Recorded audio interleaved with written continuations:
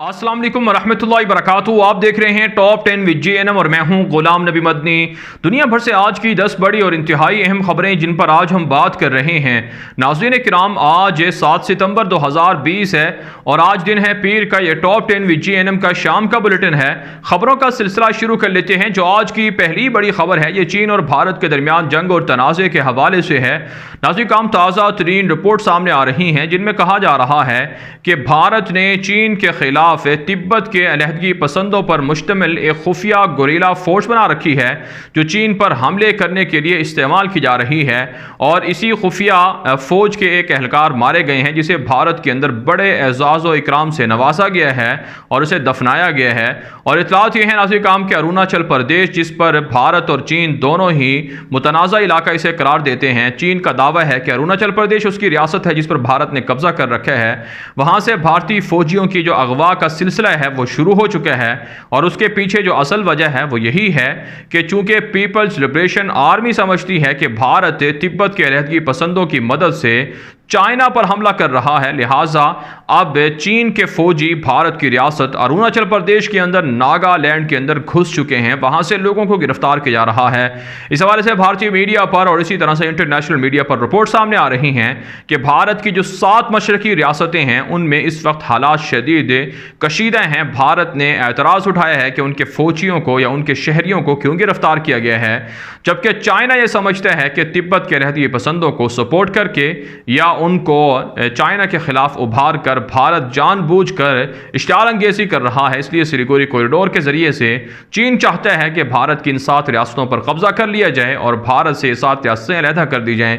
यही वजह नाज़रीन काम दोनों ममालिक के दरमियान इख्तलाफात बढ़ते जा रहे हैं और कशीदगी और तनाव बड़े जंग के अंदर तब्दील होती हुई नजर आ रही है। आगे बढ़े नाज़रीन काम, जो आज की दूसरी बड़ी खबर है ये भी भारत से है। नाज़रीन काम, भारत ने हाइपरसोनिक मिसाइलों का तजर्बा करने का दावा किया है। भारतीय मीडिया के मुताबिक भारत दुनिया का चौथा बड़ा मुल्क बन चुका है जिसके पास हाइपरसोनिक मिसाइल हैं और इसका तजर्बा बाकायदा कर लिया गया है। रूस, चाइना, अमेरिका के पास ये टेक्नोलॉजी है कि आवाज़ से भी 27 गुना ज़्यादा तेज़ रफ्तार मिसाइल जो अपने अहदाफ को बआसानी टारगेट करता है, भारत ने ये मिसाइल हासिल कर लिए हैं। भारतीय मीडिया के मुताबिक 2025 तक इसकी बड़ी खेप भारत के पास मौजूद होगी और पाकिस्तान और चीन के खिलाफ ये मिसाइल इस्तेमाल किए जा सकते हैं। जबकि नाज़रीन काम, हमारी इतलात ये हैं और तहकीकाती रिपोर्ट्स ये हैं कि भारत झूठे और मनगढ़ंत दावे करता है। इससे पहले भारत के हवाले से वॉशिंगटन पोस्ट के अंदर, न्यूयॉर्क टाइम्स के अंदर, मगरब के दीगर ज़राए ब्लॉग के अंदर रिपोर्टें सामने आ चुकी हैं कि दुनिया की सबसे जो कमज़ोर तरीन या सबसे नाकारा असलहा जिस फौज के पास है तो वो भारत की फौज है। भारत अब तक 27 से 30 सालों के दौरान कोई जंगी जहाज नहीं बना सका, भला वो हाइपरसोनिक मिसाइल कैसे बना सकता है। इसलिए हमारी इतलात ये हैं कि भारत ने ये मिसाइल दरअसल इसराइल से या फिर रूस से हासिल किए हैं और दावा यह किया जा रहा है कि ये टेक्नोलॉजी हमने खुद तैयार की है। हालांकि ऐसा कुछ भी नहीं है। पाकिस्तान के पास हाइपरसोनिक मिसाइल से भी ज़्यादा एडवांस और जदीद किस्म के मिसाइल मौजूद हैं जो भारत की हर टेक्नोलॉजी को बआसानी तोड़ सकते हैं, शिकस्त दे सकते हैं। इसलिए भारत की आवाम को मोदी हुकूमत अगर धोखेबाजी या गलत फहमी में मुब्तला करने से बाज रहे तो ज़्यादा अच्छा है। आगे बढ़े नाज़रीन, जो आज की तीसरी बड़ी खबर है ये भारत के अंदर मुसलमानों पर जुल्म के हवाले से है। नाज़रीन काम, अल जज़ीरा के अंदर एक रिपोर्ट शाया हुई है जिसमें कहा जा रहा है कि 7 माह पहले दिल्ली के अंदर फसादात हुए थे। काले कवानीन के खिलाफ मुसलमान एहतजाज कर रहे थे। मुसलमानों के खिलाफ भारत के अंदर जो तशद्दुद और जुल्म किया गया इसका अंदाज़ा इससे लगाया जा सकता है कि भारत की जेलों में अब भी सैकड़ों मुसलमान कैद हैं जिन पर बहिमाना तशद्दुद किया जाता है। भारत की जेल से रिहा होने वाले एक पढ़े लिखे डॉक्टर मुसलमान जिन्हें गिरफ्तार किया गया कि उन्होंने काले कवानीन के खिलाफ क्यों बयान दिया, डॉक्टर कफील खान, उनका इंटरव्यू शाया हुआ है अल जज़ीरा के अंदर, जिसमें यह कहा जा रहा है कि जो भारतीय मुसलमान जेलों के अंदर कैद हैं उन्हें नमाज पढ़ने से रोका जाता है, उन पर तशद्दुद किया जाता है, जहनी जिस्मानी तशद्दुद किया जाता है और जेलों के अंदर उन्हें नमाज पढ़ने से, दीगर इबादत करने से रोका जाता है और जय श्री राम और दीगर हिंदुआना रसूम या नारे लगाने पर मजबूर किया जाता है। यही वजह है एमनेस्टी इंटरनेशनल ने, ह्यूमन राइट्स वॉच ने और इसी तरह से दीगर बड़े इदारों ने रिपोर्ट्स दी हैं कि इस वक्त भी भारत के अंदर मुसलमानों पर सबसे ज़्यादा तशद्दुद और जुल्म किया जा रहा है और जेलों के अंदर भी सबसे ज़्यादा भारत में मुसलमान ही कैद हैं। आगे बढ़ने नाज़रीन, जो आज की चौथी बड़ी खबर है ये मकबूजा कश्मीर से है। नाज़रीन, मकबूजा कश्मीर से ताज़ा तरीन रिपोर्ट्स मौसूल हो रही हैं कि कश्मीरियों ने मोदी दहशतगर्द के ज़ालिमाना इक़दामात के ख़िलाफ़ लड़ने का अज़म ज़ाहिर किया है कि किसी भी सूरत हिंदू बस्तियाँ बसाने का मौका फ़राहम नहीं किया जाएगा। 12.5 लाख डोमिसाइल जो जारी किए गए हैं या मज़ीद हिंदुओं को लाने की जो तैयारियाँ हैं कश्मीर के अंदर, इसके ख़िलाफ़ कश्मीरियों ने अज़म किया है कि वह भरपूर तरीके से लड़ाई करेंगे और मोदी को किसी भी सूरत इक़दाम नहीं करने देंगे क्योंकि वो कश्मीर के अंदर हिंदू बस्तियाँ बसाएँ। इसके अलावा नाज़रीन, इतलात मौसूल हो रही हैं कि मकबूजा कश्मीर के अंदर भारतीय फ़ौज ने सर्च ऑपरेशन के नाम पर कुपवाड़ा के अंदर और दीगर मुख्तलिफ अजला के अंदर कई कश्मीरी नौजवानों को आज गिरफ्तार भी कर लिया है।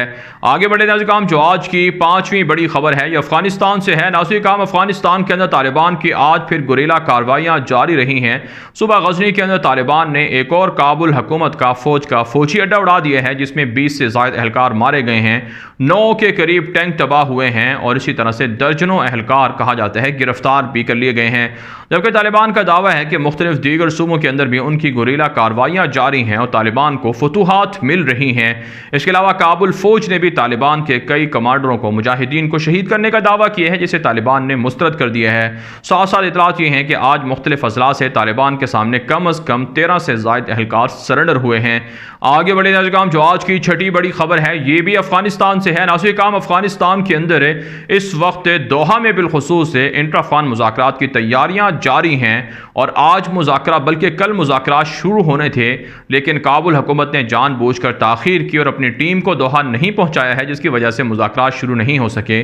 लेकिन बहुत से माहिरीन का यह दावा है, ख़ुद तालिबान ने भी इकरार किया है कि चूँकि उनकी जानिब से मुज़ाकराती टीम में तब्दीलियाँ की गई हैं और एक ऐसे शख्स को तालिबान की मुज़ाकराती टीम का सरबराह बनाया गया है जिनका नाम शेख अब्दुल हकीम है और ये तालिबान दौर के अंदर अफ़गानिस्तान के चीफ जस्टिस के ओहदे पर फाइज रह चुके हैं। अफ़गानिस्तान के कवानीन को, आइन को बआसानी और अच्छी तरह से जानते हैं और इन तालिबान की जानिब से अशरफ गनी को कहा गया है कि वो आइन और कवानीन पर बहस करें, लेकिन अशरफ गनी हुकूमत ने वावेला शुरू कर दिया है कि आखिर शेख अब्दुल हकीम को क्यों सरबराही टीम की सरबराही दी गई है। यही वजह है अशरफ गनी ने आइन और कवानीन पर मुज़ाकरात करने से इनकार कर दिया है और काबुल की हुकूमत शेख अब्दुल हकीम जो चीफ जस्टिस हैं तालिबान की मुज़ाकराती कमेटी के जो सरबराह हैं उनकी नामजदगी पर वावेला भी मचाया जा रहा है। तालिबान के ज़राए अबलाग़ कहते हैं कि अब्बास तंगज़ई वो शेख अब्दुल हकीम के नायब के तौर पर होंगे, जबकि डॉक्टर मोहम्मद नईम वर्दक को सुहेल शाहीन के बाद या सुहेल शाहीन की जगह मुज़ाकराती टीम का या अफ़गान तालिबान का तर्जुमान भी मुकर्रर किया गया है। इसके अलावा नाज़रीन, इतलात ये हैं कि अमरीका भी दोहा के अंदर मौजूद है ताकि जो डेडलॉक है उसे ख़त्म करवाने के लिए दोनों फ़रीक़ैन की अमरीका मदद कर सके, जबकि फ़िलहाल काबुल इंतज़ामिया की जानिब से कोई भी वफ़द दोहा रवाना नहीं हुआ है और वहाँ के जो काबुल इंतज़ामिया के लोग हैं वो ये दावा कर रहे हैं कि अगरचे मुज़ाकरात भी होंगे लेकिन वो किसी भी सूरत इक़्तिदार से अलग नहीं होंगे। आगे बढ़े नाज़रीन, जो आज की 7वीं बड़ी खबर है ये तुर्की से है। नाज़रीन, ताज़ा तरीन इतलात मौसूल हो रही हैं कि कब्रस के ख़िलाफ़ जो असलहे की ख़रीदारी की पाबंदियाँ थी वो अमरीका ने हटा ली हैं, जिसके बाद ख़तरा बढ़ चुका है कि यूनान और कब्रस और तुर्की के दरमियान जंग हो सकती है और तुर्की ने इसकी शदीद मज़म्मत भी की है। इसके अलावा इतलात ये हैं कि जो बिलखुसूस जो यूरोपियन यूनियन के ज़िम्मेदार हैं या फिर नेटो के जो अस्करी कमेटी के जो सरबराह हैं उन्होंने तुर्क वज़ीर दिफा से मुलाकात की है और बाहमी मुज़ाकरात के ज़रिए से मामलात को हल करने पर जोर दिया गया है।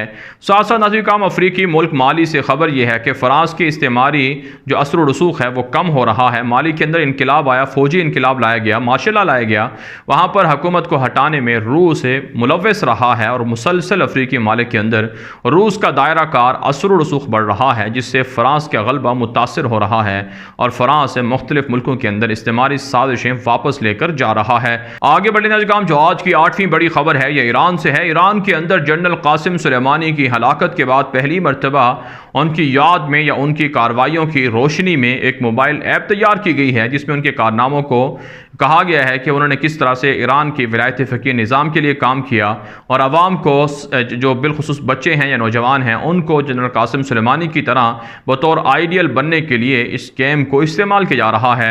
इसके अलावा खबर यह है कि ईरानी सदर हसन रूहानी ने अपने दोस्त ममालिक पर तनकीद की है कि उन्होंने कोरोना वबा और इसी तरह से दीगर मसाइल में ईरान की मदद नहीं की है, जिस पर उन्हें शदीद अफसोस है।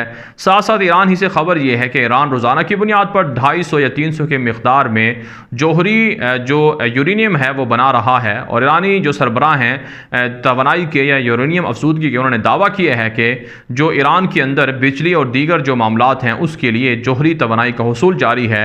अगरचे अमरीका ने ईरान पर 2015 से पाबंदियाँ आयद की हुई हैं, लेकिन उसके बावजूद भी ईरान अपनी जोहरी तवानाई के हुसूल को जारी रखे हुए है।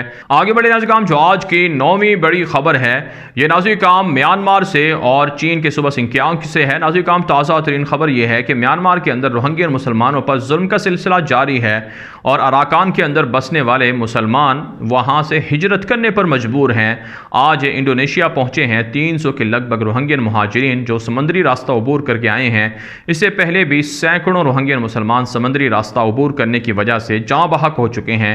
बांग्लादेश के कैंपों में रोहिंग्यन मुसलमानों की हालत इंतहाई ख़राब बताई जा रही है, जबकि बर्मा की दहशतगर्द कम्युनिस्ट बुद्धिस्ट हुकूमत भी वहाँ लोगों पर, मुसलमानों पर जुल्म कर रही है। साथ साथ चीन के सूबा सिंकियांग के अंदर गौर नस्ल के मुसलमानों पर जुल्म और तशद्दुद की खबरें दोबारा से गर्दिश कर रही हैं, लेकिन चीन मुसलसल दावा करता है कि गौर नस्ल के मुसलमानों पर जुल्म नहीं होता।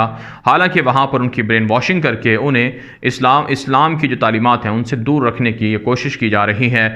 आगे बढ़े नाज़रीन, जो आज की 10वीं बड़ी खबर है, ये चीन और अमेरिका के दरमियान जंग और तनाज़े के हवाले से है। नाज़रीन, ताज़ा तरीन खबर मौसूल हो रही है कि चीन के खिलाफ अमेरिका ने मज़ीद पाबंदियाँ आयद करने की धमकी दे दी है। हुआवे कंपनी के बाद एक और मशहूर कंपनी है चाइना की, जो चिप बनाती है, जो मुख्तलिफ बड़ी टेक्नोलॉजीज़ के अंदर इस्तेमाल होती है, उसके खिलाफ पाबंदी लगाने का फ़ैसला कर लिया गया है। जबकि खबर यह है कि पेंटागन ने दावा किया है कि चाइना अस्करी तौर पर अमेरिका और रूस से आगे बढ़ता जा रहा है, जिससे दुनिया के अमन को खतरा लाहिक हो गया है। इसके अलावा दोनों के दरमियान, चीन और अमेरिका के दरमियान सहाफ़ियों के मामले पर भी इख्तलाफात बढ़ते जा रहे हैं। चाइना ने ऑफर की है कि अगर अमेरिका के अंदर चीनी सहाफ़ियों का मुनासिब देखभाल की जाए, मुनासिब उनको ट्रीट किया जाए, तो चीन भी अमेरिकी सहाफ़ियों के साथ नरम रवैया इख्तियार कर सकता है। नाज़रीन काम, इससे पहले दोनों तरफ से सहाफ़ियों को मुल्क बदर कर दिया गया था और अब भी तिजारती, अस्करी और इसी तरह से जो दीगर मसाइल हैं उनमें इख्तलाफात बढ़ते जा रहे हैं। भारत नाज़रीन काम, दुनिया भर से इतिहाद की 10 बड़ी खबरें, इन खबरों के हवाले से आपकी क्या राय है? अपनी राय कमेंट के जरिए से जरूर हम तक पहुंचाएं। मज़ीद खबरों के लिए आप हमारे ट्विटर अकाउंट दुनिया मेरे आगे और गुलाम नबी मदनी फॉलो कर सकते हैं। आज के लिए इतना ही, इजाज़त दीजिए। अल्लाह हाफिज़।